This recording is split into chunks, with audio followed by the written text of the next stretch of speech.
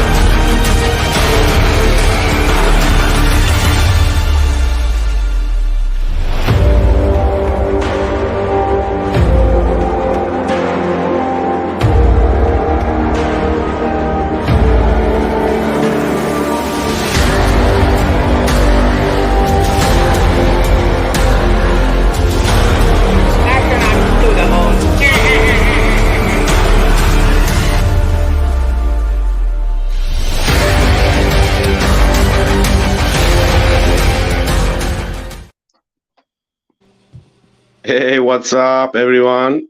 Hello, and welcome to a brand new episode of Heliopsychosis podcast. This is your host, Vikka Draziv. Guys, welcome to the show. If you're watching us from YouTube, do comment, like, share, and subscribe if you haven't. And if you're first time here, do subscribe and hit that bell icon. And if you're watching us from Flat Earth Research Network group or Heliopsychosis, do comment and tag your friends. Help us grow the community. And do check it out. Truth Frequency Films on Facebook, Truth in Plain Sight, and Flat Earth Research Network group as individual pages too. And we also have groups. For Flat Earth Research Network, we have the Heliopsychosis group and one of our main group. And the first group is World Flat Earth Association on Facebook. Soon, if everything goes good, we'll be reaching almost 20,000 people there on World Flat Earth Association, so do check it out. And finally, if you're watching us from realtruthseekers.com or rts.video, we have a huge community there, so welcome everyone there too. And yes, realtruthseekers.com is one of our main sponsors for most of our productions and content and future projects, so make sure you guys check out amazing content and shop and everything you could find uncensored, unshadow banned, better than any media platform right now. So, and that being said, let's jump into our panelists here. My first panelist, everybody know him from all our podcasts here, part of our production team. Gene, how are you, brother? Welcome. Hey, brother. Thank you. Thanks for kicking a great show again, buddy. This is awesome. Hi to everybody on the panel. Thanks for being here with us, everybody in the chat. This is going to be a good topic, bro. The old maps are trying to tell us things, and this one in particular is got so much information on it, and this will be a great topic, and I'm glad to be here for it. And welcome, everybody. Oh yeah, definitely, Jeannie. Gonna be an awesome topic today. And our next panelist, Keith Cameron. How are you, brother? Hey, Vikka, doing real good. Hey, everybody. It's good to be with you again. Welcome, everyone in the chat. Yeah, this is going to be a really good show today. That map is absolutely fascinating. I've only spent a little time looking it over personally, but it's going to be on order real soon and showing up in my mailbox so I can hang it on the wall next to the Gleasons. And all maps might have their problems, but I think we can learn a little bit of truth from all the maps as well. So I'm looking forward to a good show tonight. Oh yeah, brother, definitely welcome.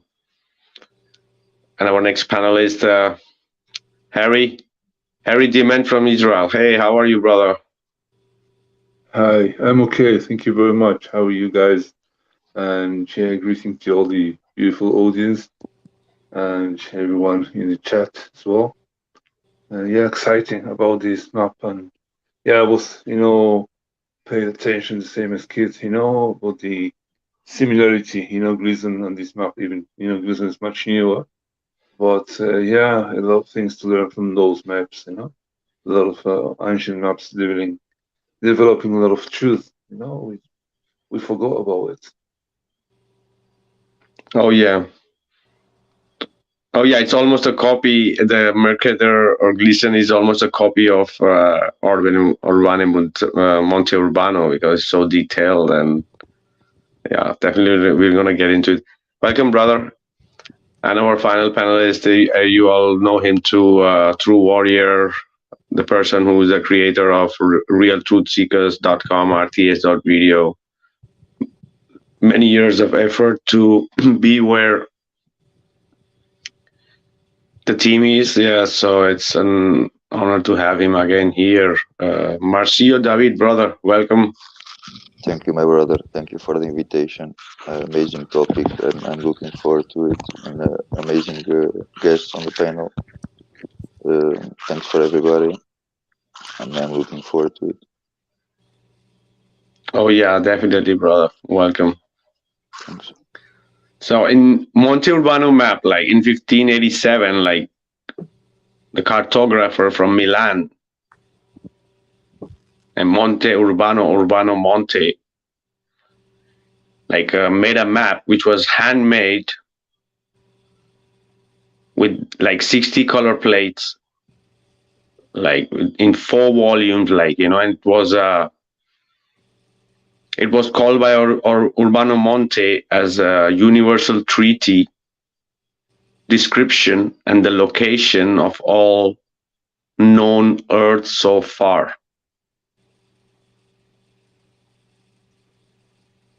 That's Monte Urbano map, right? And we are speaking about the largest map ever built, handcrafted by hand with so much precision, and is that Monte Urbano map. How I would say, what casualty, right? Of all the maps that exist, there are loads of maps that exist about the ancient world and the extra lands and everything, right? But there's nothing like Monte Urbano, because it also says about displaying the weather, the fauna, the habits, like the timing of the day, the information about the eclipses, the sun, the winds, the regions. So it's like almost a whole universe right there in that map. Like an encyclopedia. Exactly, because it looks very fantastic because it's so much of information is there, right? It's amazing that somebody so stupid from the Dark Ages could create something like that. Isn't that what we're told? That's what the Globe Trolls told about. Oh, the stupid people used to believe the Earth is flat. Yeah, and they made maps like that and built amazing structures with huge technologically advanced buildings. But it cracks me up when these Globe Trolls that I deal with almost daily want to talk. Even let's just go to the Gleasons for a minute and say, "Oh, it's a globe projection. It's a projection of the globe." And I said, "Have you ever read the corners of the map?" And of course, none of them have ever read the bottom corners of the map. That clearly, and this goes on with the Urbano Monte map also, talking about the path of the sun. Both maps clearly say that it's the sun that's moving and not the Earth.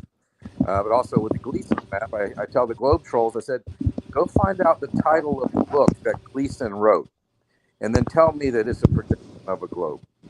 So, and the funny thing too is that this blue marble that is so famous, that people who look at the blue marble and actually think that's Earth, they've never listened to the interview with I think, what's the guy's name, Robert Simmons, I think. Yeah. Who is Mr. Blue Marble. He said, we took the flat map and wrapped it around a ball. And then he said, it is photoshopped. So people are believing in fantasy. They've lost their ability to discern between reality and fantasy. And the Urbano Monte map certainly has some fantastical things all over it. But I believe that map is much more an accurate picture of reality than anything that NASA has ever produced. Exactly. Exactly, because as also Marcia was saying, like it's almost a copy, right? Also, or Harry, like it's a copy of the Gleason. The Gleason is a copy of that, and as you said, the sun, it shows the sun path over the tropics. It shows the exact geography of the known Earth that we know of are the same. You know, if everything is the same as apart from some changes in like some rivers or some mountains, or or like Sahara being a desert, or that's a few changes you see that, right? Other Even than that, the solstices. exactly, the solstices, the equinox. And yeah, they did try to paste it on a ball, but what happens, it doesn't fit in really well at the bottom edge, as you were saying. It doesn't. That's why they try to put the Antarctica there, on their map, because if you really take a flat map and try to put it on a globe, it's not going to wrap. It's going to distort totally. It's not even going to reach that part of below where it could fit on a ball, like how they want us to believe, right? True. It doesn't appear to be a lot of ice down there either. Oh yeah, this is the thing. It's the southern hemisphere. You have Australia. You have it's one of the hottest places, right? So, right. And then we have an ice wall there all around the year. But not a very convincing. Because yeah, go ahead. I think that most of the ice wall we see is just off Argentina too. I don't, if you go the opposite way, I don't think we're seeing any of that video that we're seeing is from the opposite side of it. It's the closest region to it from any landmass. Yeah, I agree. I think the little bit of video footage we've seen of these ice walls is such a small, teeny, tiny part. Right. Yeah, exactly. There, I mean, there could be other huge continents circling around us, just like the Urbano Monte map shows. And right. I can't prove it, but I tend to believe that there is. Well, that's where all of our attention is kind of guided towards, down there, and where Little America is, and where all the operations are: high jump, fishbowl, Dominic. There's all down there off South America, but there's a lot more to it if that's a circle. A lot more. Exactly. Like we have friends and flat earthers who we know were behind this near the Argentina to try to see if they could access some way and some things, but it was impossible to get any kind of permits, right? So they weren't speaking about being a land between Chile and the Antarctica, supposed Antarctica. There's supposed to be another land, which the Google map doesn't show, right? The Google map also doesn't show us the real north and the real south, like so. And the North Pole gets smaller by the day on Google Maps. Oh yeah. For some reason, they needed to hide that 4 islands in the north.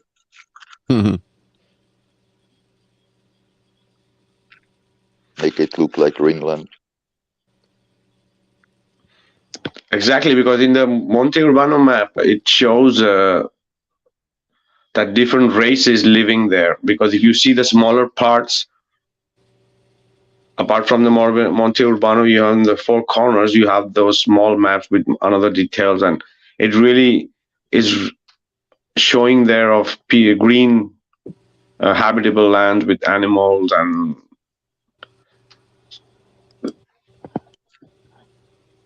I think one of the fascinating things is on the map showing that there's a region of giants. Also, there's up in where Alaska would be in North America, there's a summer camp for the Tartars or the Tartaria people, whoever they were. And I don't know what I believe about Tartaria, but it's all over the Urbano Monte map. But the funny thing is that if you take that map and put it over a modern day map today, there's still places today that are on that map from 500 years ago, and some of them right here in North America where I live, which we were told this was just a frontier land, just wild west. It's just a new land. Christopher Columbus discovered us and nothing's here, but on that map there's big cities, huge cities, it looks like, that were already here in the 1500s. Exactly. Some of them have the same name that we still call them today, or very, very similar names. Florida. Yeah. Florida's there. Yeah. Amsterdam. And you see the size of Cuba. It's maybe 10 times bigger than in the Mercator projection. Exactly. Anybody know how long it took to make that map? And like, what did he map out himself as opposed to borrow from that was known? Because it took Captain Cook like 3 years to circle 60,000 miles of Antarctica, and he still never really circled it. Is that right? 2.5 years, something like that. I would imagine there had to be a lot of cartographers, right, that gave Monte, information to create that map. There's no way one man, unless there was some kind of massive technology that took people, some flying machine that they had back then, or something like the Hindenburg that they could float around and just exactly map stuff all day long. But there have to be maybe hundreds of cartographers. Yeah, involved with mapping the world. Yeah. Jeez, what could it have taken? Surveyors, cartographers. Yeah. Photographers. Exactly, and it's quite possible that this could have been with the help of the dirigibles, because the details in the maps is just overwhelming. We don't even have that. That's the details. That's what I think. It was dirigibles. They don't say it, but how do you get the precision? Like it's too. They lost technology they had, right? Don't forget, we went through a reset almost 300 years ago. So they made it not before the reset. But makes sense because, Argentina always seems to be big. I'm Argentinian, right? Bigger than in the map. And you see the land in the south of Argentina. This area is forbidden, The fishermen, they have access to this area between Argentina and Chile. And there's a huge continent in this map. Oh yeah, and also interesting thing about Australia in the map, like the Urbano Monte does not have Australia as we know it, but it shows a large landmass, where it's supposed to be on the map. And you can see unicorns, griffins, mermaids, other mysterious, fantastic creatures. And that was 200 years before they found Australia, right? Yeah. All right, even Australia could. Yeah, go ahead. Even Gleason maps shows Australia much bigger than Mercator's. The other day, a friend of mine was laughing about how they can be so primitive and believe in the Gleason projection. And I said, mate, you're believing in an older map. The Mercator is much older than the Gleason. So what's the point of laughing about me?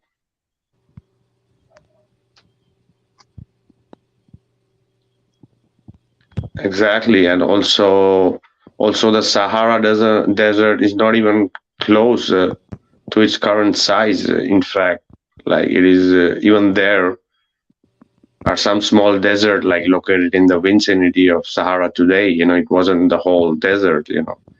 We can see the rivers, the lakes, the trees, the animals. And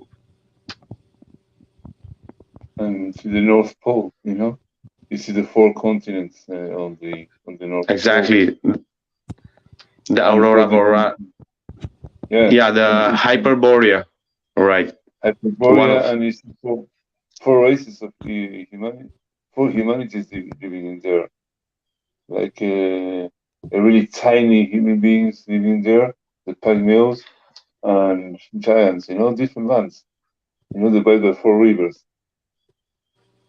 Exactly, because as we were mentioning too about this race called Gog and Magog that lives in the north, in that part of the world, and there could be a wall too in the north that doesn't allow these animals or these creatures or these beings or these Gog and Magog race to come this part of the world, because some script speaks about that there are 7 Gog and Magog people for every human beings that live today, right? So we're speaking about a huge race could be living there or in the north or over the south, right? Maybe there's a wall, maybe there isn't a wall. There could be a wall, there could be an exit, right?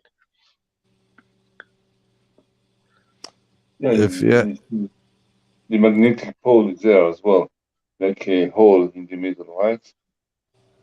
With a black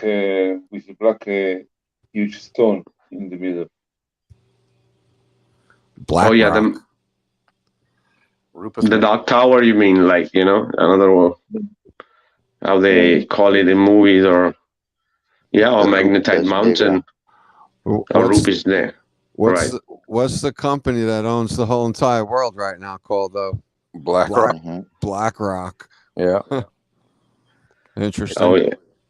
Yeah, everything goes around that black rock, right? So a good way, right there in the face if the people want to see it, right? Right. As they pray also around the black cube.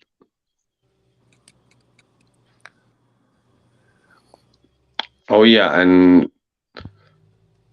like it's so much of important that place in the center with those 4 mountains, with those 4 continents there, and as we spoke about, it's the north, it's the where the things go around us, that what keeps us everything in place, right? If we don't have that north.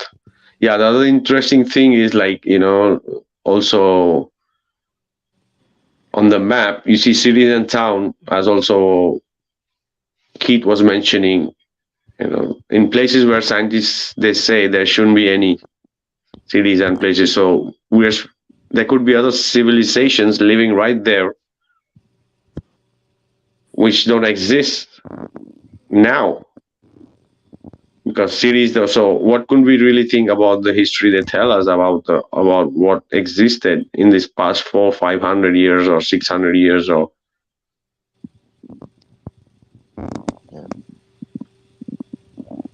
it's crazy. Yeah, they have much content on it to research, because it was so much time hidden that almost nobody researched it yet.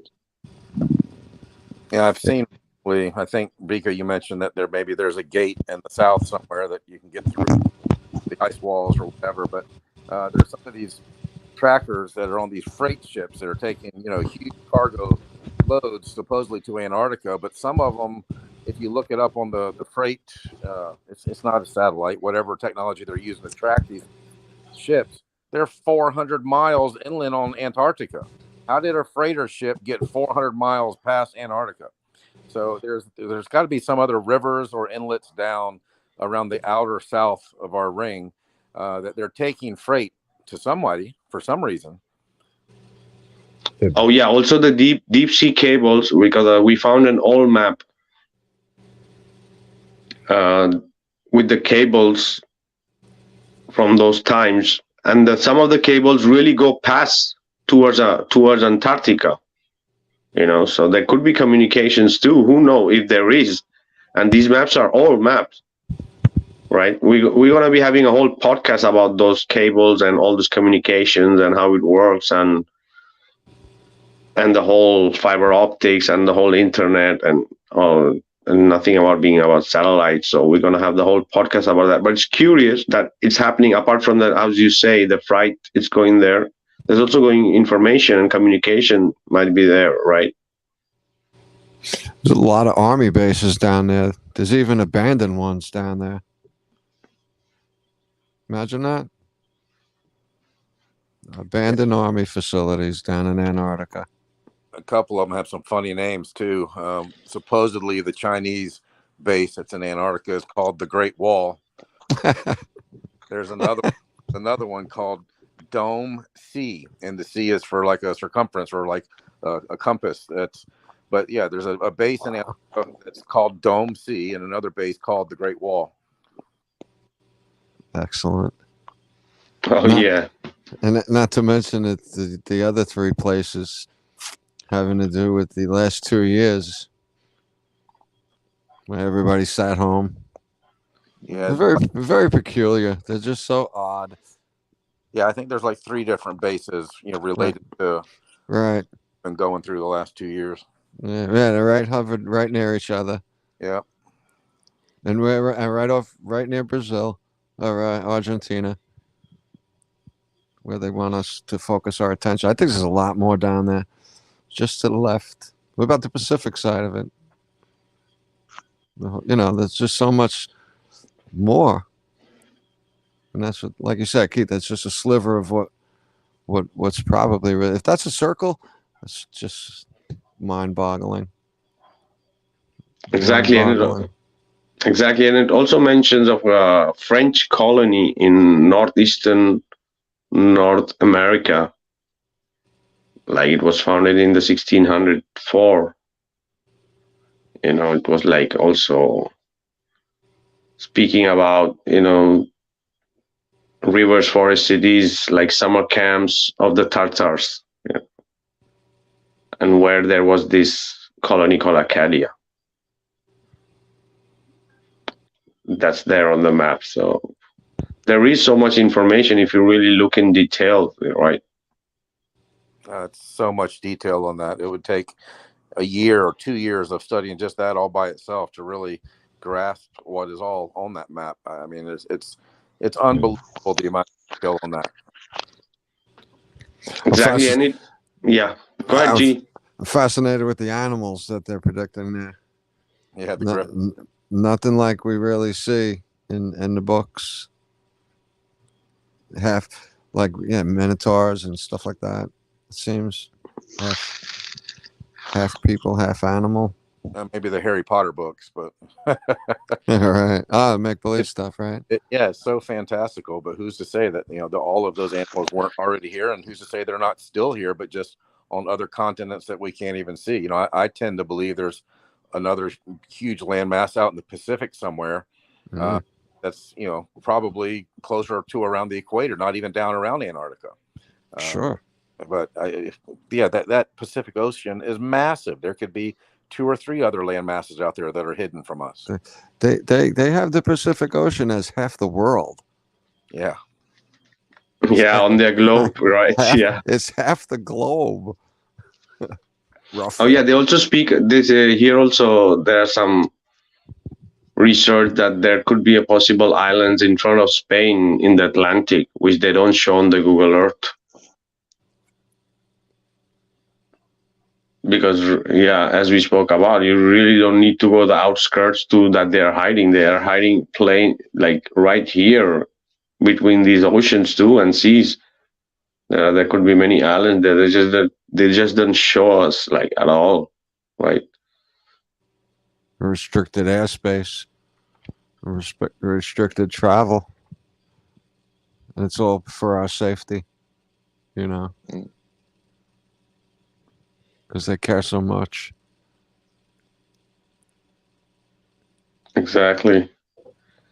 And also, it's said that maybe Urbano Monte could have taken some things from the earlier map. Could be, it's possible, but it's not really sure, right? And especially the map earlier to there, like the America was almost like a blank spot in place of America. So they were literally playing around with the information of.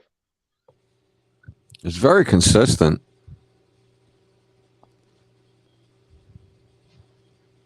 Definitely, yeah. So just curious of how it came to be, and the whole story of it. Like, what was he doing? Did he gather the information, go home and make that map? Did he piece together what he could on the way along, on his way home, to get the rest of the information to make that? Well, who hired him to make the map too? You know, Right? Yeah. Oh yeah, those 12 kings or the 12 royals, whoever they are, all around the outer edges of the map. There was some kind of controllers, even back in the 1500s, controlling the whole system. Sure. exactly. And also they speak about the area of the giants near the Patagonias, the Patagonian giants, like mythical people or giants that appeared in the first European reports on the southern Atlantic coast of South America region, right? Yeah. There's a guy who pulls up areas on Google Maps, and there's a tremendous looking staircase down in Patagonia, like I don't know, 100 feet across, and like I don't know, like 8 feet steps tall or something like that. They're huge, and it just doesn't look natural. Didn't look natural. Sort of a long time ago, but yeah, there's somebody out there. I'll try to find out and send links or whatever to who that guy is. But he pulls stuff up on Google Maps, and there's a lot of oddities down in Patagonia. And when you pull it up, Google Maps blurs things out, so you can't even really see what it is. It's very strange. Like, who cares about the ice down there? What's your problem? Let us see it. Who goes out of their way in that company to blur stuff out down there, and why? Yeah, they do that with some of the ancient architecture around the Earth as well. Like there's those huge columns that started coming up on the coast of California underneath the golf course of the Ritz-Carlton. And if you try, really, you try to look at that on Google Earth, it's all blurred out. But if you just Google ruins under Ritz-Carlton golf course or something, you'll see pictures of it. But there's huge columns right on the coast that the erosion is starting to reveal. Wow. Never heard of that. That's cool. Google doesn't want us to see that. Interesting. We don't need to know that stuff. Oh yeah, the best part is when even the Globetrotters, when they see the Monte Urbano map, they speak about the North Pole, but they don't speak about the South Pole. Where is the South Pole for them, right? Because many people would think like Monte Urbano was a brilliant geographer, and he didn't show the sun because he was thinking the Earth was moving. It was the movement of the sun that he was trying to show, right?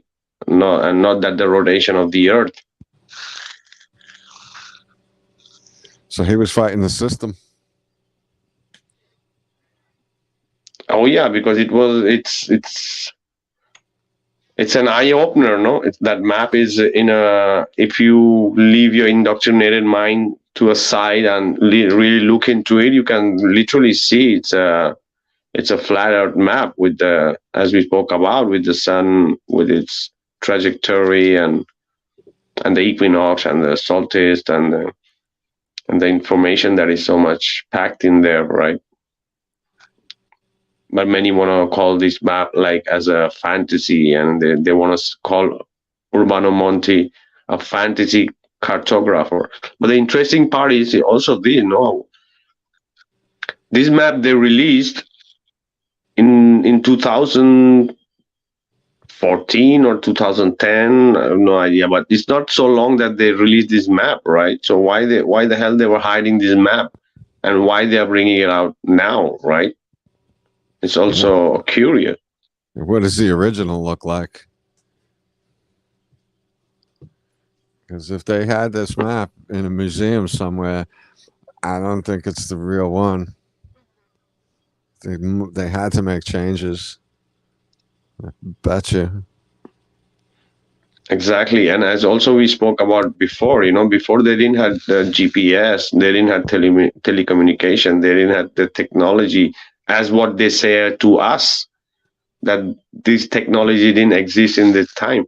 But even in that at that magnitude, it's crazy to build that gigantic map with so much detail. with the timeline, they tell us that there was not these technologies and they could produce this map, right? Nah, I'm convinced they had dirigibles. I really am. To what capacity over the oceans? Maybe, maybe not. I don't know, but they had less control of the weather, so there was probably less storms and winds to worry about. Maybe it was a little more like it used to be, where certain winds went certain ways. Now it's just crazy. But how do they get those? Some of like the Nazca lines, even, or any of this map right now. How do you do that from land and get that accurate? With what? What were they measuring with? The ruler? The arm? Who was? What was the standard? No, but the distances looks quite accurate. I know, it's crazy. And all the detail of where mountains were and everything, and the heights. That's truly amazing. And yeah, like he said, who paid for it? Who paid for all that? Because there was a lot of people involved with making that. Exactly, definitely. This map has secrets, and provides for much more analysis and study. Like, yeah, the creatures really got me like so curious, because, and I kind of believe in that stuff. I think this world is a portion of the world's. Exactly. Yeah, those little secret passageways. I would not be surprised if they're there and they're traveling freely. Have you guys ever seen that movie? I like to throw in, before I forget, is Jack the Giant Slayer. I forget who made it. Could have been Disney, but Jack the Giant Slayer was a really good movie about giants. It's a little long and slow in the beginning, maybe, but I thought that movie was fantastic. It was just very, almost creepy. So if you ever into giants, that's a good one. I haven't seen that one, but definitely for sure we're gonna. That was a good movie. Check it out. I had it and I lent it out. I never got it back. You know how that goes. It was a good movie. And the other funny thing is, around 95 years after Columbus went to America, and this whole map was charted out, right? How is it possible if they were discovering the world maybe 100 years ago? So, it's funny in itself how it's possible to have the whole known Earth so detailed, crafted out, right? That's a great point, bro. That crossed my mind a little while ago too. It's like, when was this to Columbus? Like 80 years later? Not even. That's well, it's funny. They'll give them both sides of the coin here. They'll call him brilliant with the amazing map he did, but when they leave out Antarctica, they call him stupid.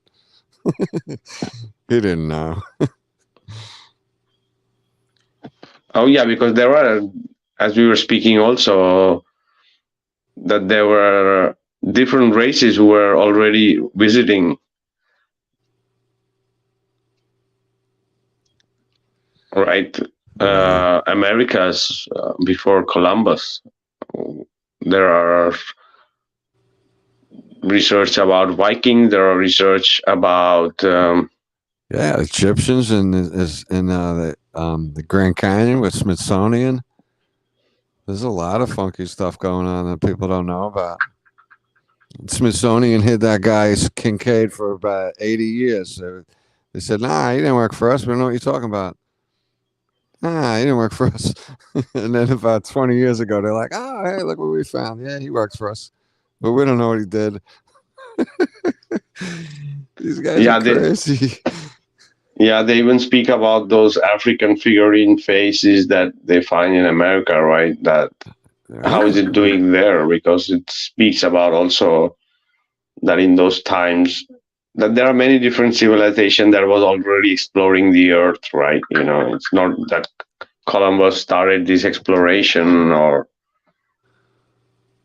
or all this new navigation system just happened a few hundred years ago, and the world started, like expanding and traveling happening. But there were many much things happening before. There are also texts we speak about the Chinese already exploring the earth, or the east part of the people also exploring the earth, and the Vikings and all these other people.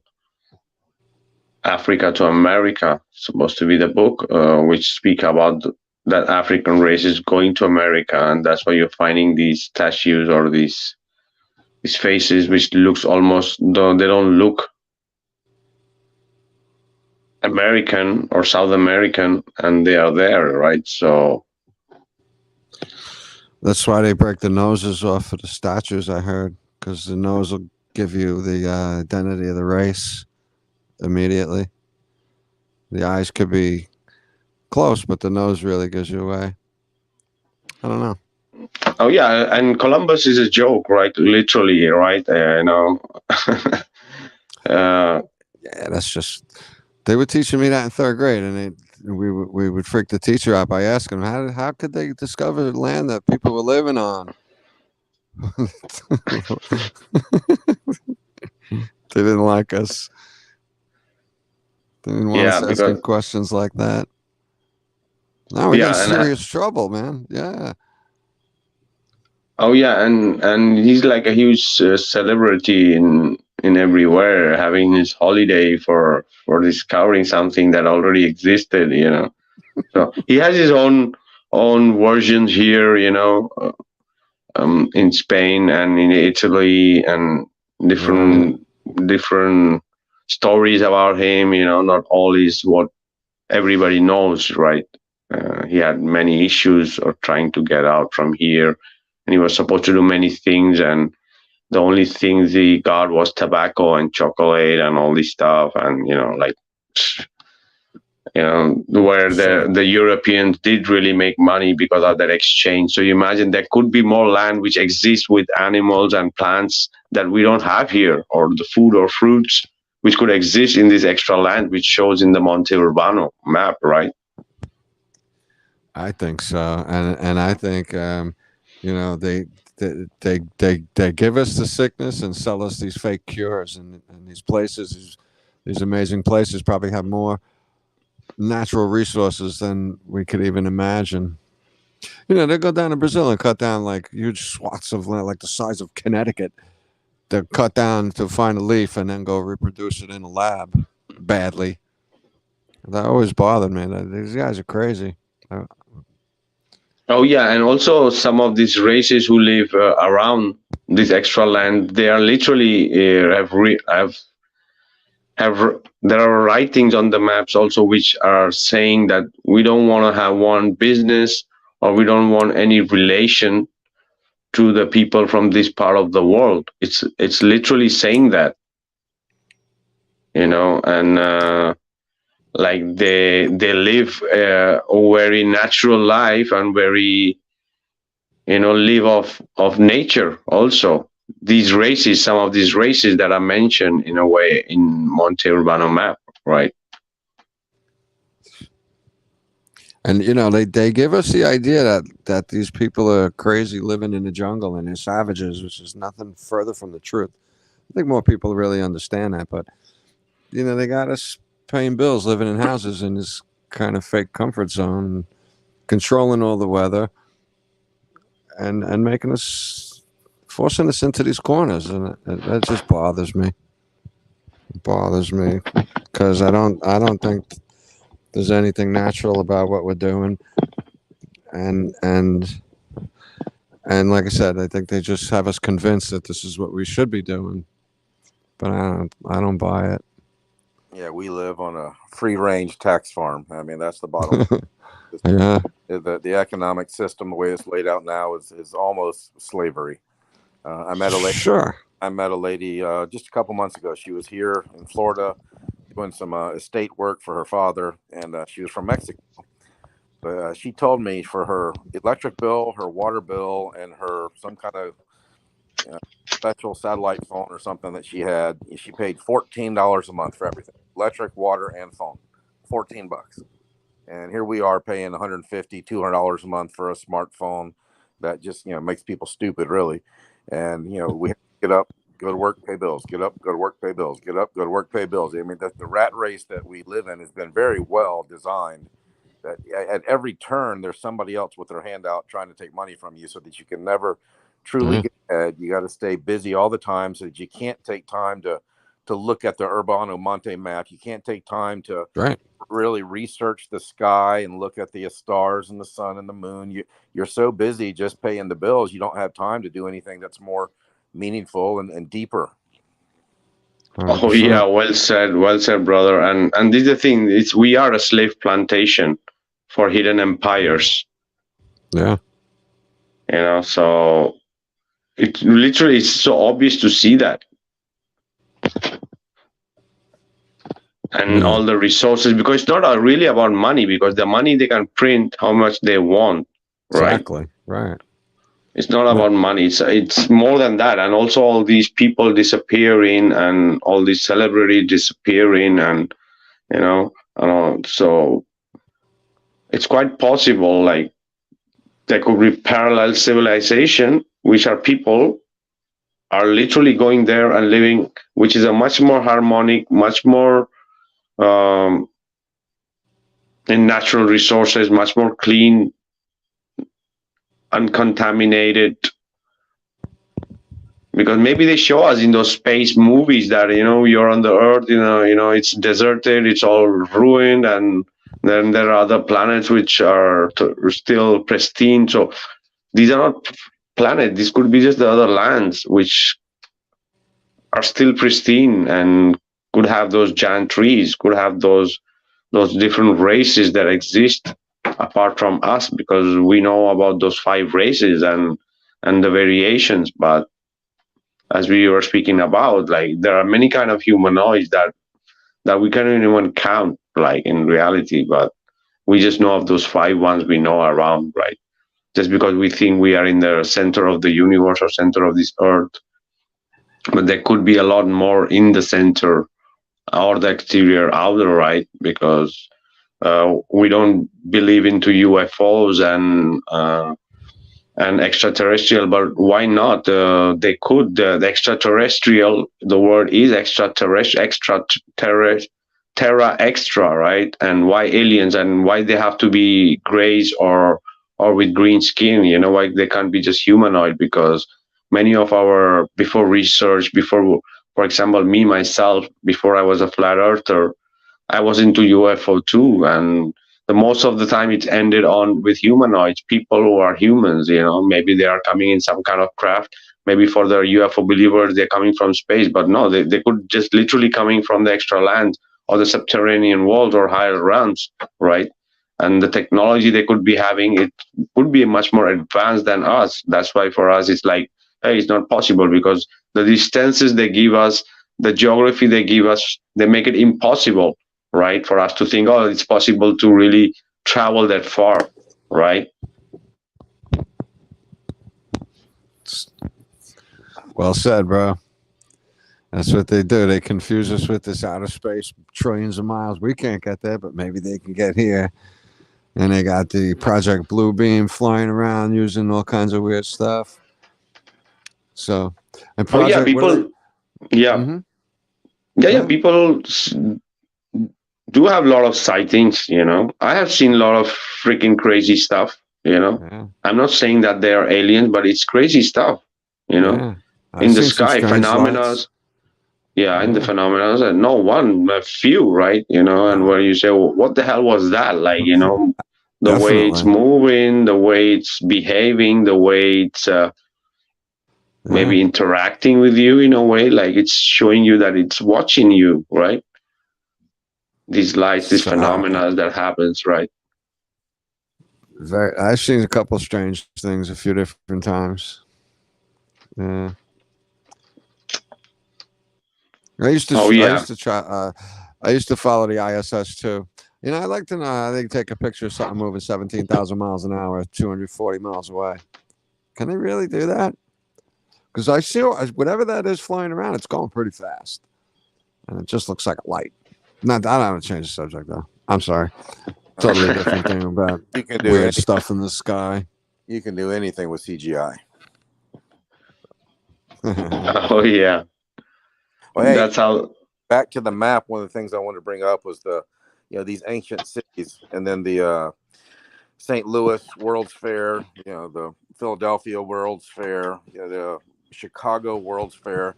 These huge buildings that the historical narrative, which I call that the government scriptures, tell us that these huge buildings were built over a period of, if you just take the one in Chicago, that these massive buildings were allegedly built on almost 700 acres, 200 massive buildings. If you look at the pictures, they're huge. And they were supposed to be built in less than 2 years, and they were only used for 6 months. And then they brought dynamite in and blew them all up. No, those buildings. Hold on a second. Yeah. Bro, those buildings were supposedly built out of just wood framing and plaster. Right. So why would you need dynamite to get rid of it?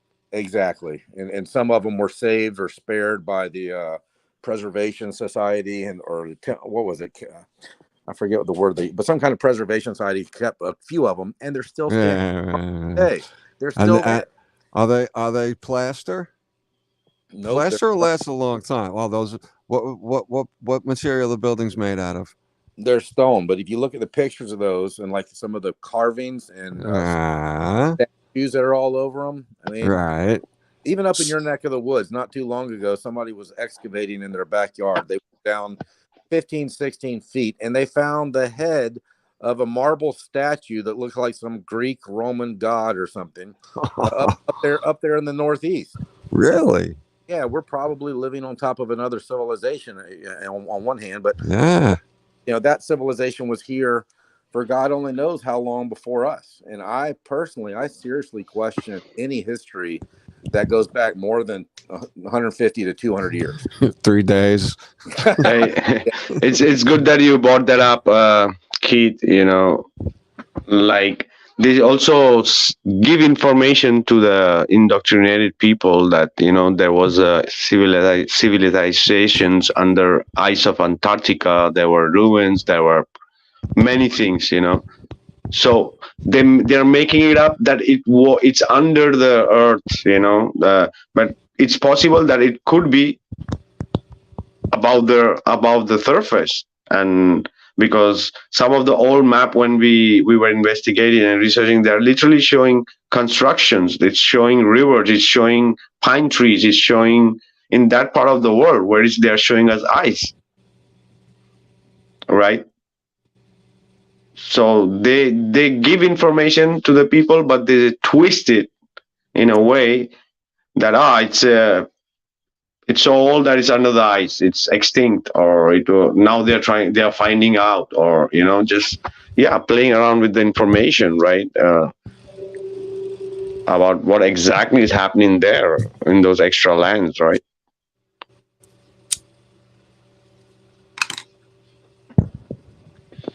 That's a good way to put it, bro, because when they come up with these things, they just act like, I don't know, wow, look at this, what's this? I don't know. You ever seen this before? And they act like it's this big mystery, and people just buy that. I never really, I don't want to, at least. And I guess in my search for the truth, you can't look all around you all the time. There's always somewhere you're not looking. Oh yeah.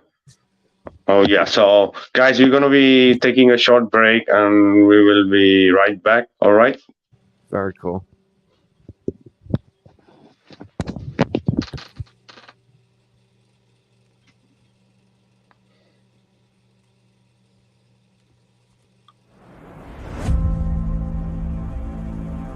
There's nothing you cannot be, there's nothing you cannot do, there's nothing you cannot have.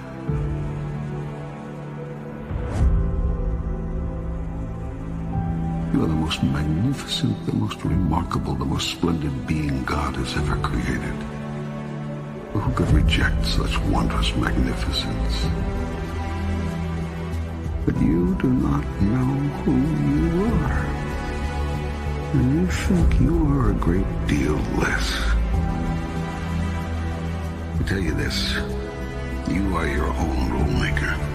You set the guidelines. And you decide how well you have done, how well you are doing. For you are the one who's decided who and what you really are, and who you want to be. The process of creation starts with thought, an idea, conception, visualization. Everything you see was once someone's idea. Nothing exists in your world that did not first exist as pure thought. Next comes the word. Everything you say is a thought expressed. It is creative and sends forth creative energy into the universe. Next comes action. Actions are words moving. Words are thoughts expressed. Thoughts are ideas formed. Go first to your highest thought about yourself. Imagine the you that you would be if you lived that thought every day. Imagine what you would think, do, and say, and how you would respond to what others do and say. This whole process is a massive move to consciousness. What you will find out if you undertake this challenge is that you've spent half your life unconscious. That is to say, unaware on a conscious level of what you are choosing in the way of thoughts, words, and deeds until you experience the aftermath of them. Then when you experience these results, you deny that your thoughts, words, and deeds had anything to do with them. I want to remind you to continue to dream and dream big.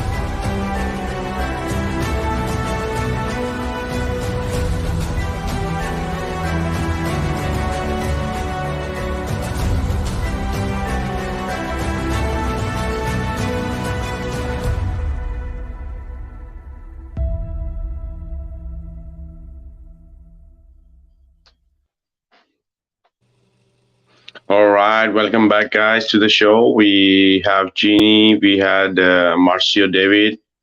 He just ran out of the battery, so cannot join us. We have Harry, we got Keith, and we also have Eddie join us. So I'm going to give a quick shout out to the people in the chat before we continue with our Monte Urbano map. There is Dr. Frankenstein in the chat. Hey, brother. And there is Rado Berm, Jay Daddy. Hey, brother, namaste. And there is Cover to Cover with Jeremy Pierce. Hello. Then there is Effie Nation. Hey, brother, Carl Fletcher. Then there is Pissing in the Matrix. Harry is there in the chat too. There's Stephanie Campbell. Hello, Stephanie. There's a lady, Jacqueline. And there's Jano Edwards, Mike Zudnik. Hello, brother. Then there is... Yep. A few more people. And yes, Eddie has just joined us. Eddie Alankar from Flat Earth Banjo and the author of 16 Emergency Landing Proving Flat Earth. Awesome tutor, brother. How are you, Eddie? Hey, Vikka, I'm fine. I'm sorry I'm late. It's 8 a.m. here in Japan. My daughter just left for school, so there was no way for me to join anytime before that. So hello, Jean. Hello, Marcio, Keith, and who else is here? Harry. Hello, how are you guys? Hey, Eddie. Good. Excellent, bro. Good to see you, Eddie. Hi, good to see you too, Jean. Oh yeah, brother. So long time you're getting back. I hope everything is going great. And yes, you want to add something about Monte Urbano before we continue?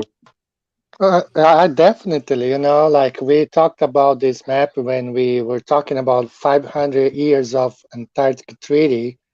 And Oh, I mean, yeah, remember, right? So we talked about there's a lot of things to explore on this map, a lot of tiny writings, but says a lot. So yeah, and it's pretty much what we have been talking before. Like it's like the AE projection, pretty much similar. So definitely one map that it's very important for us flat earthers. Oh yeah, it's like finding a treasure, right? So for us flat earther, Exactly. because it's so it's from so much time. It's so detailed. Yeah, that's the thing I wanted to discuss too about those 500-year-old treaty, because if the people, someone who had not heard about that podcast, because we spoke that in the Monte Urbano map, those four small map have details where it exactly shows how they have split up the extra lands or Antarctica for the sake you want to call it, or the wall, or whatever it's people want to call it, right? That this treaty is not a new treaty. Like, this treaty is supposed to be more than 500 years old, because if this map is 500 years old and it's writing there France, Germany, Spain, Italy, right there writing in different sections, what is it about? It's because they own this part of the territory, right? Exactly. I remember that. I think it even says like penalties about people who try to go there, pretty much like today's Antarctic Treaty. Oh yeah, so this is the thing, people. Antarctica Treaty is much more old than they tell us. So it's not from this, when they say maybe 50, 100 years ago. It's nothing like that. It's they are controlling these lands or these exits from a very long time, because as we also spoke about in the exit from Amazing Planet Flat Earth, right? That they are guarding these extra lands that nobody can access them, because it's so important for them to control us and keep us in our prison zone, we could call it, right? So, and how these G8 countries, what is the real purpose of them to have this alliance?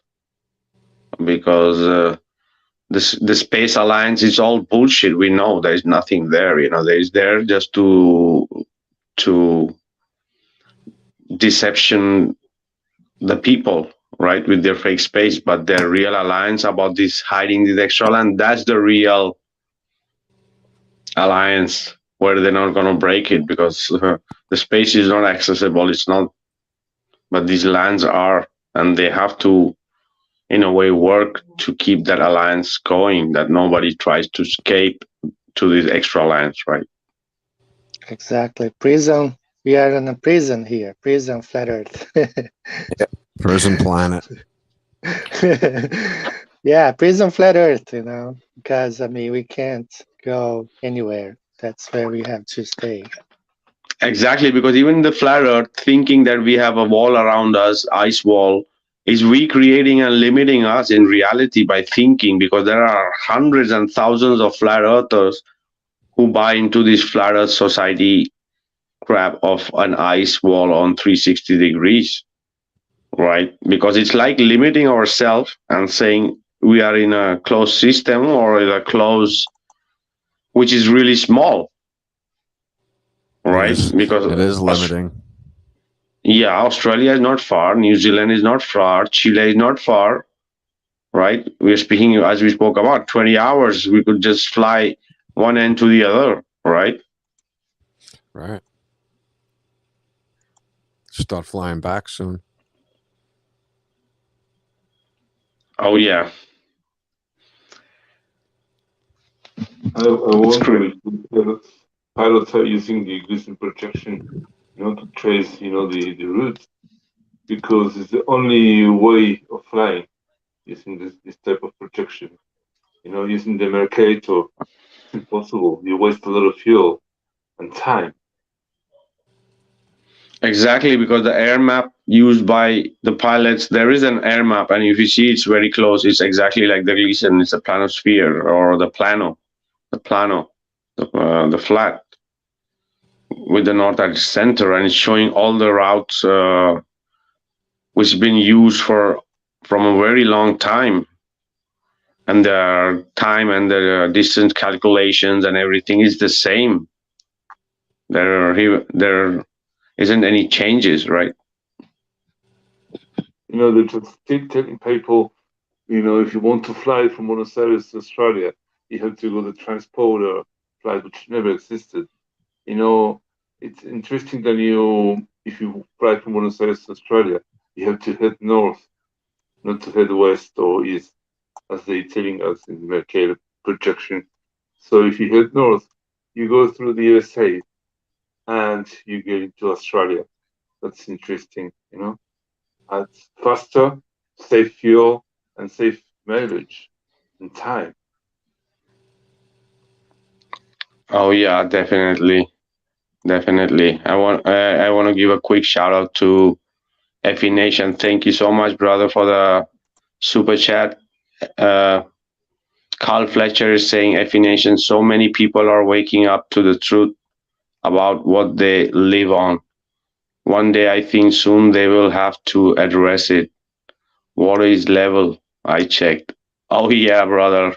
Water is our main weapon against those globe earthers because they cannot they cannot stick it, they cannot curve it, no problem what diploma and degree they could have. They could put all their rational thinking and everything they could do, but they cannot curve the water. That's for sure. Thank you so much, brother. Thank you.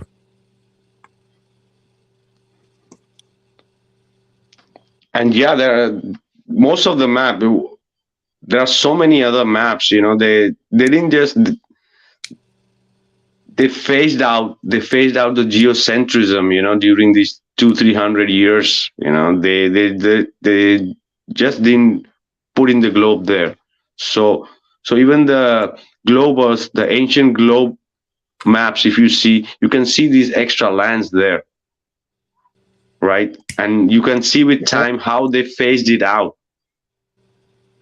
Right. Just like the North Pole that now disappeared from the top of the ball. Now it's just an ocean there, a sea. Yeah, exactly. Yeah. Yeah. Little by little, they took it away. Yeah, that's why that people don't realize that how they're phasing it out because because if they would do abruptly. People say, "Hey, what is this?"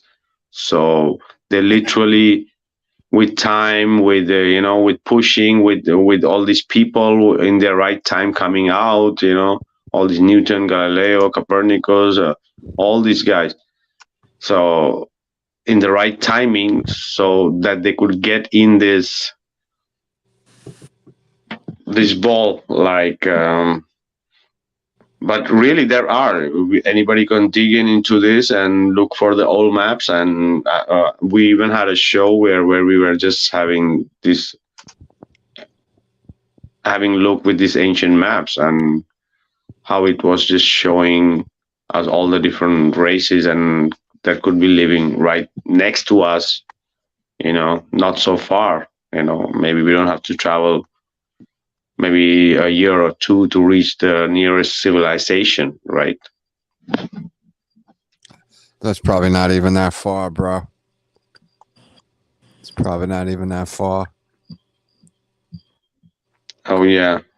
Hey Eddie, did you do a video on the freighters that the ships in the ocean that go deep into Antarctica? I'm trying to remember which channel did that, and I'm wondering if it was you. It wasn't me. I think the guy is the observer, like sea level observer. I've watched the video. I do have the link actually, but it was pretty interesting. You can download an app, I think, and you can do it yourself. I have also the link for the map, for the app. So once you download, you can just calculate and find the ships, and they are like 400 miles, I guess. Yeah, 400 inside. Antarctica. Yeah. Wow. Yeah, man. So yeah, and I also heard about. He talks about some Chinese ships also in that region. Oh yeah, and we in one of our podcasts we were speaking about the Admiral Byrd, like being a mason or a plan to make up all this crap about Antarctica, about really, like it wasn't like the Nazis were there, or or the Hitler or some alien race that they were going there to. It was supposed to be land issue for these extra lands with the people who were living near the extra lands. So and Admiral Byrd that getting so much of exposure in his time, but it's curious, with he coming up with these extra lands, so maybe it was and he died very suddenly, kind of not mysterious, but he had a heart attack all of a sudden. So they pulled him out of the scenery. He's probably living in Antarctica somewhere now. And he exited the world stage. Right. Oh yeah. Now I found some on a French website, and I'm about to work on a video. There are several articles about that expeditions, and as a matter of fact, I think even though he was a Freemason, I think he wanted to come clean with some things, by what I read. And in 1947, there was a headline saying that Admiral Byrd wanted to announce to the world the existence of an eighth continent beyond Antarctica. And I think Washington stopped him, okay? So there are all articles about that. But he was ready to announce to the world the existence of an eighth continent and that the maps would have to be redrawn. Very interesting. So I'm gathering all this stuff to make a video about it.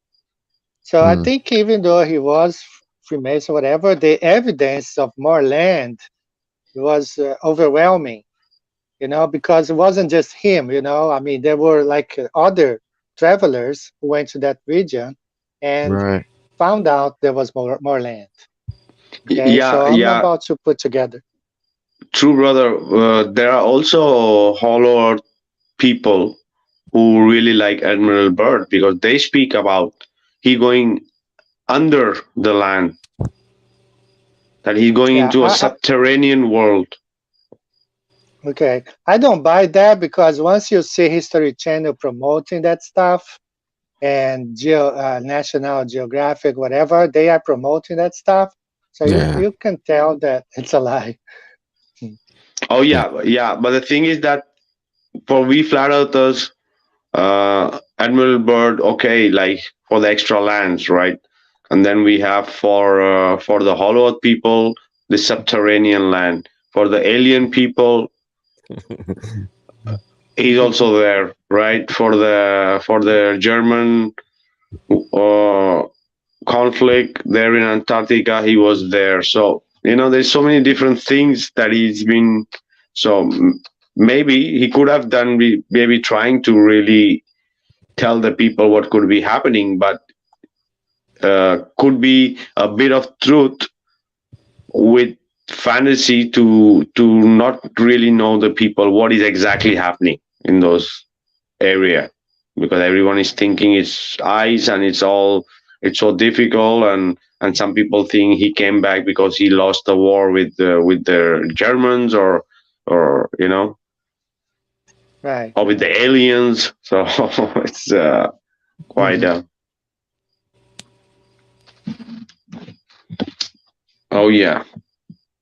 So yeah, it's the Monte Urbano map really makes people think, if like how is it even possible for this feat to be taken place by Monte Urbano at this timeline, right? And for us, it's for us at least, it's an amazing piece of evidence to grab onto, because it's one of my favorite maps, definitely. So, and this video of mine about Monte Urbano was taken down from Facebook, so, and a few others, but and it would have had maybe 1.5 million views already if they wouldn't have taken it out. So it really got to the people that are still, you can find on many people's channel on Facebook, but not mine, you know. So it's crazy how they try to censor you for even for an image, you know. So they try to even screw me with one image of Mercator or any other map, you know, which is just an image from a Google, right? And they're trying to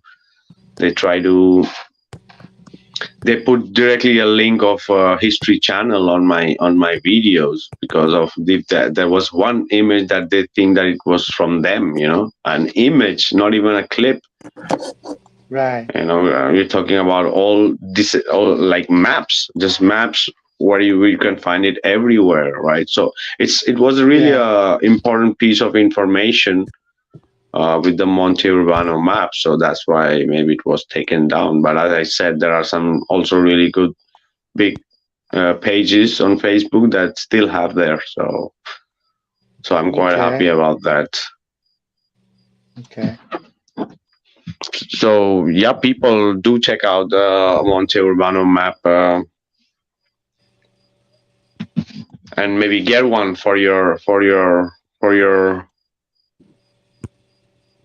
room or something, like how Keith said that he's gonna be maybe ordering one soon for himself, right, Keith? Yeah, absolutely. I plan on studying that more. It's fascinating, and the history that we are given. And I think I mentioned this on the last podcast that I think the subject is like history. Is it science or is it fiction? It's by Anatoly Fomenko, the Russian guy that's a mathematician, and how he says all of the history is crisscrossed, and what you think happened, 2,000 years might have only been 500 years ago. So even this map, I mean, we don't know that 1587 is accurate. I mean, it may have been much older than that. And even you saying that the map may have been created by other maps that he put into this one. That there could have been huge cities shown in North America around the year 1000, not just 1587. So exactly. I think history has to be highly suspect. You got to question everything that comes out with any kind of a date on it. Yeah. Exactly, and also there are a lot of patches. Yeah, if you really check out the Monte Urbano map, there are many patches there, white blank squares. What are these places? What are they hiding there? I was thinking about it. That's funny, the connection we have. I was just observing the things, and look at Italy and the Adriatic Sea and Cyprus and the Sea of Galilee. How huge they are comparing to the Mercure projection. Yeah, I'm looking here at the map. Oh yeah, and so many different kind of species and animals and groups of ships, and strange animals also. And they call it, that's why they call it that. It was a fantasy cartographer. But as we were speaking, these animals could have been existing, right? Who knows? Like, what is this Earth capable of having species of every kind of animal, That Joe Byrne maybe was trying to tell us, about those things. And he put, the ambientation, under the sea. But maybe he was just trying to tell us about the other races and continents and animals and species here on Earth. And I think they're still existing, but we don't have access to them. Exactly. And another interesting part on the map is that you can see the compasses are pointing all to the north. Okay, that in itself is another proof right there that the north is in the center, because if you look at the map. And you have also the coordinates here. You have the latitudes and 0 north, exactly in the middle. Very interesting. 90 degree or whatever. But yeah, it's a pretty interesting map. Very interesting. Exactly, as you say about the degrees and the sun and the movement and every hour of movement of the sun is there on the degrees, and also we spoke Right. about the trajectories, and it shows lots of how do you say, the shields, many different shields from different kingdom that existed in those times that we don't know Yeah. about. Yeah. It shows, as we said, it shows mermaid. It shows some people like exploring the seas. A lot, much more fertile. So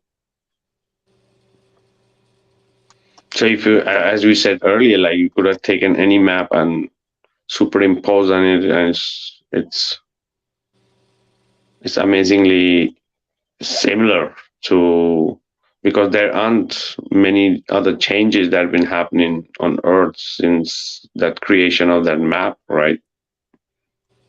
Right. Not big geographical changes.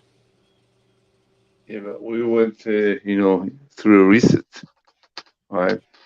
Possible. So Yeah, it could have been. what we see there, like the Sahara Desert, used to be a rich land, and maybe it's been bombing or whatever. We don't know exactly what's happened in the last reset. We're just trying to figure out, but a lot of change, and maybe some of the lands disappear after the reset. We have no access, to this information. So what's going on here? Because it has California as an island here. Not really an island, but there is like it Yeah, it's says hard to Mar tell. Vermelho, Yeah.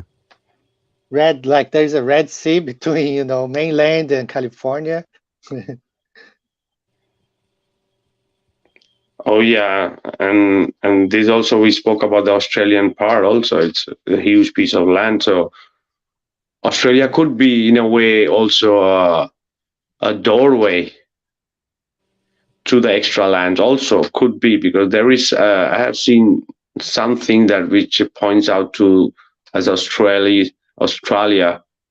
being one of the gateways. That's why there was a. So could be very near to there, right? So we really don't know.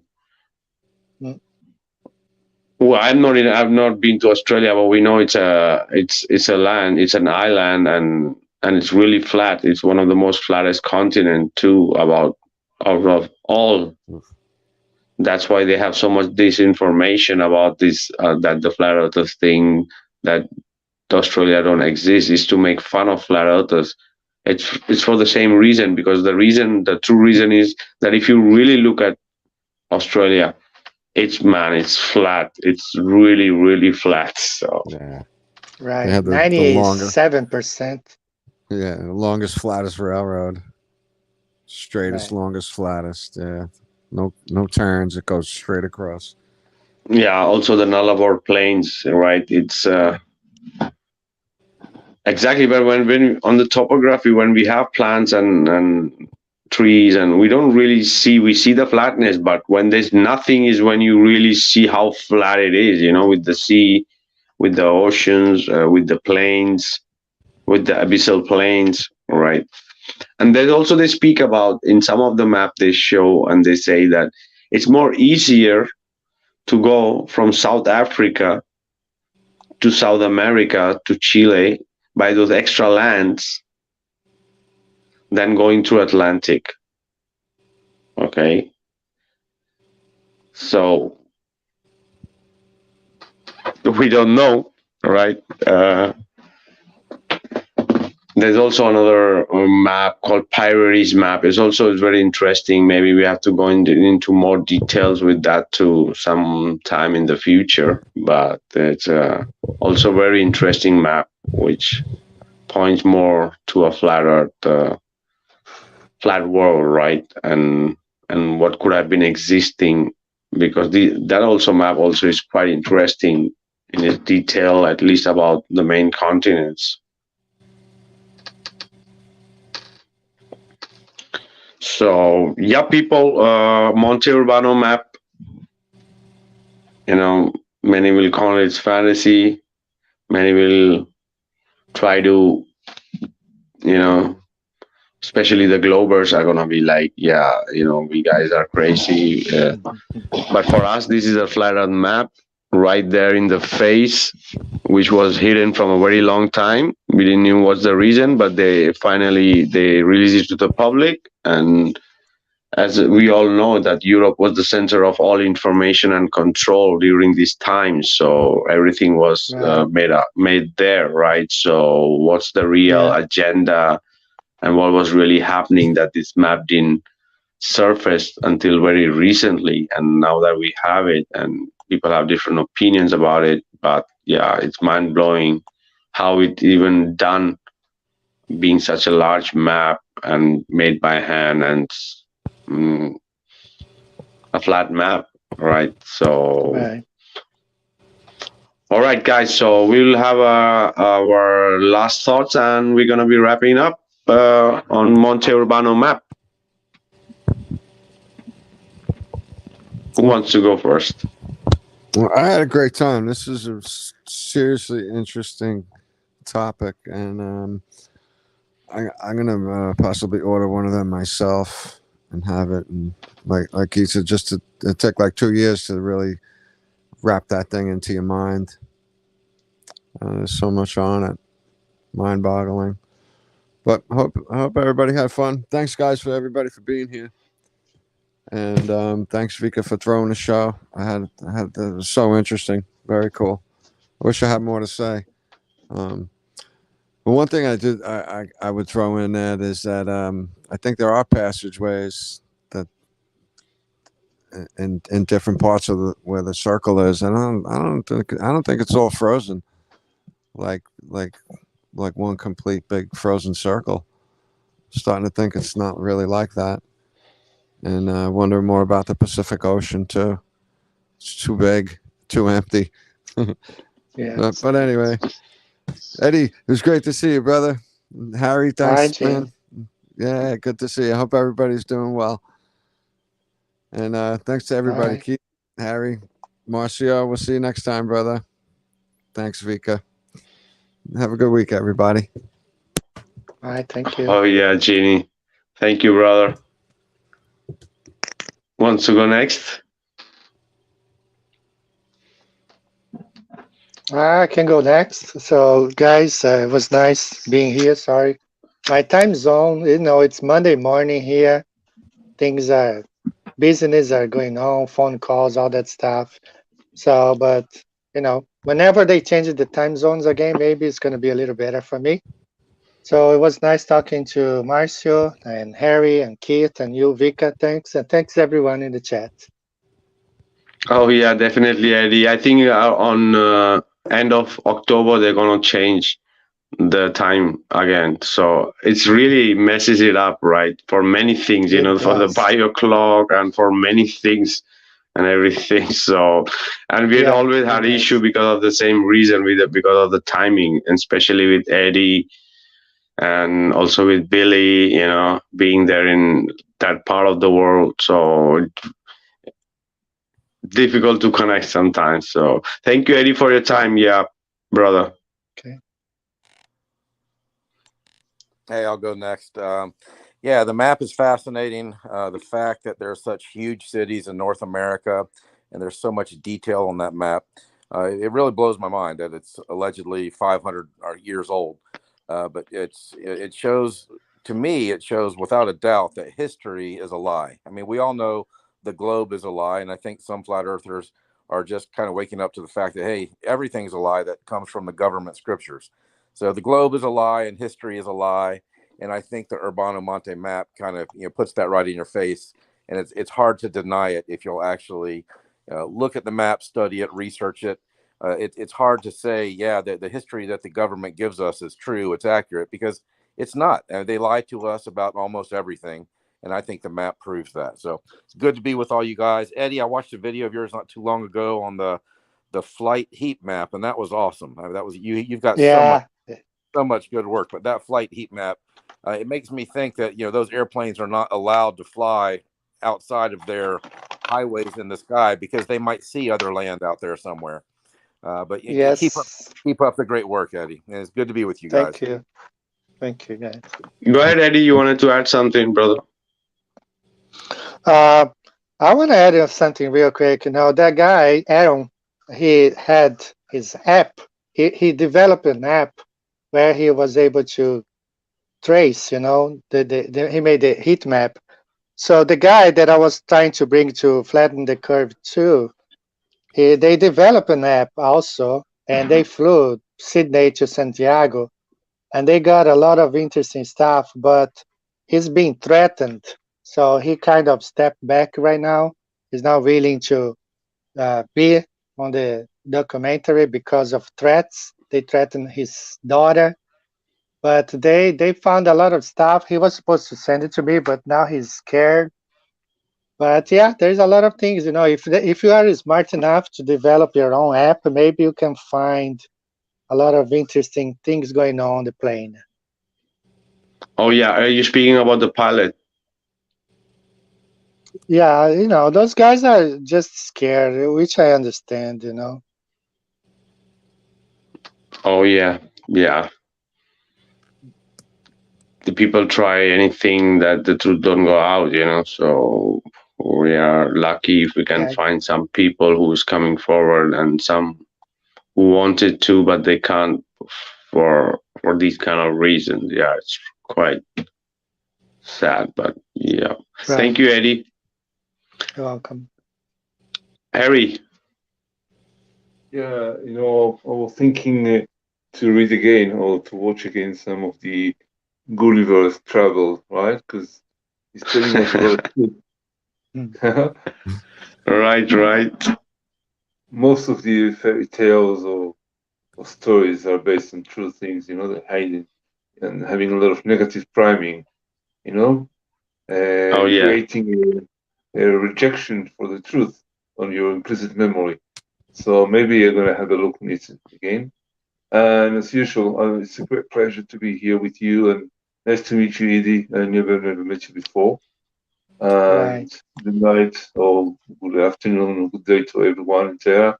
Keith, Jane, you know, Vikka, and everyone in the chat. Yeah, I'll see you next week, guys. Thank you. Thank you very much. Oh, yeah. Thank you, brother. And yeah, they really play with the psychology of the people by mixing up the information with truth, with lies, with the fantasy, everything together. So we can never get to the real truth, you know. And Monte Urbano is one of the things we could really hang on to in a way, which comes out once in a blue moon, where we could say, yes, it is, because it's timely been tested. It's there. It's the same. It's very same to the newer maps, you know, it's very same to Mercator and Gleason. So, and for sure, many copies have been made or variations have been made of these maps. There are hundreds of other maps, right? Very similar to, so it could be one of the main base for most of these maps we have today, you know, of that extraordinary work which was done by Monte Urbano's team, as we spoke about, who funded that, but we have it right there, you know, with all those extra lands and the different civilizations that could exist and what could have existed right there in the known world, what we have today. So yes, guys, people, make sure do check out and go and look into with your magnifying glass with the Monte Urbano map, or order yourself one. It's a beautiful one. I really love Monte Urbano map. And thank you, Jeannie. Thank you, Harry. Thank you, Eddie.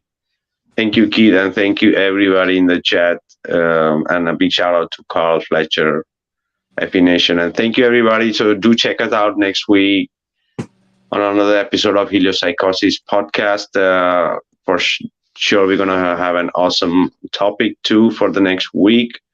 Until then, this is Vikka Draziv signing out, guys. Thank you, and see you guys next week. Bye. Bye, everyone. See you guys. Bye, everybody. Bye, guys. See you next week.